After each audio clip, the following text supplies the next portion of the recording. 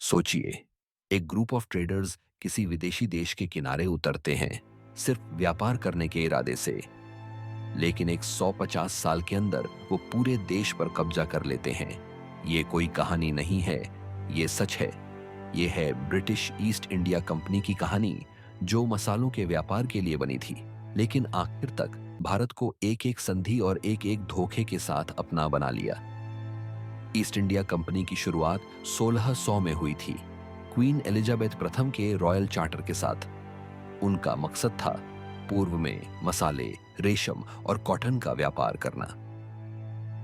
Company पहली बार 1608 में सूरत आई थी, मुगल साम्राज्य से ट्रेडिंग पोस्ट बनाने की परमिशन मांगने।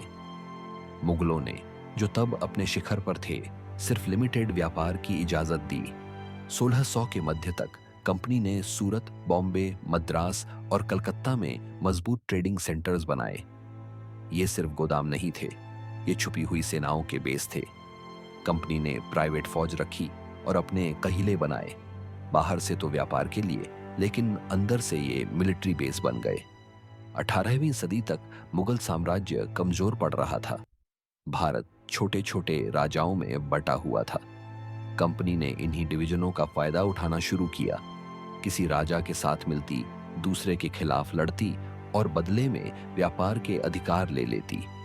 धीरे धीरे उनका कंट्रोल बढ़ता गया। बड़ा बदलाव आया बैटल ऑफ प्लासी के साथ। 1757 में कंपनी के अफसर रॉबर्ट क्लाइव ने बंगाल की सेना के एक कमांडर मीर जाफर को पैसे देकर नवाब सिराज उद दौला के खिलाफ कर दिया। नतीजा, ब्रिटिशों की तेजी से जीत और अमीर बंगाल प्रदेश पर कंट्रोल। यही था उनके टेरिटोरियल कॉन्क्वेस्ट की शुरुआत। प्लासी के बाद कंपनी ने सिर्फ शासन नहीं किया, बल्कि लूट भी शुरू कर दी। जमीन पर भारी टैक्स, जबरदस्ती कैश क्रॉप्स की खेती और बंगाल के कपड़ा व्यापार का बर्बाद होना, सब कुछ हुआ। गरीबी बढ़ती गई, अकाल पड़ने लगे। भारत की अर्थव्यवस्था का पैसा ब्रिटिश अर्थव्यवस्था को चलाने लगा।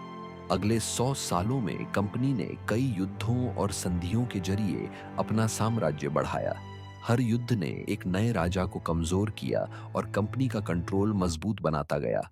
कभी मदद के नाम पर, कभी ऑर्डर के नाम पर। लोगों में गुस्सा बढ़ने लगा। भारी टैक्स, अपने रीति रिवाजों की बेइज्जती और कठोर शासन के खिलाफ छोटी छोटी बगावतें होने लगीं। सबसे बड़ी थी 1857 की बगावत, जिसे भारत का पहला स्वतंत्रता संग्राम भी कहा जाता है। हालांकि ब्रिटिशों ने इसे दबा दिया, लेकिन यह कंपनी के शासन का आखिरी मोड़ बन गया। 1857 के बाद ब्रिटिश सरकार ने ईस्ट इंडिया कंपनी को बंद कर दिया। अब सीधे ब्रिटिश क्राउन ने भारत पर नियंत्रण ले लिया। ब्रिटिश राज की शुरुआत हुई, लेकिन जो बुनियाद थी वो एक ऐसी कंपनी ने रखी थी जो शुरू में सिर्फ व्यापार करना चाहती थी और अंत में शासक बन गई। ईस्ट इंडिया कंपनी की कहानी एक मजबूत संदेश देती है।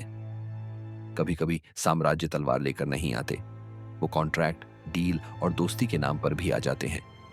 भारत पर कब्जा एक रात में नहीं हुआ, ये एक लंबी और सोची समझी चाल थी। आपको ईस्ट इंडिया कंपनी के कब्जे की कहानी में सबसे शॉकिंग क्या लगा? नीचे कमेंट्स में लिखिए। और भारत के इतिहास की ऐसी ही छुपी हुई कहानियों के लिए चैनल को लाइक, शेयर और सब्सक्राइब करना न भूलिए।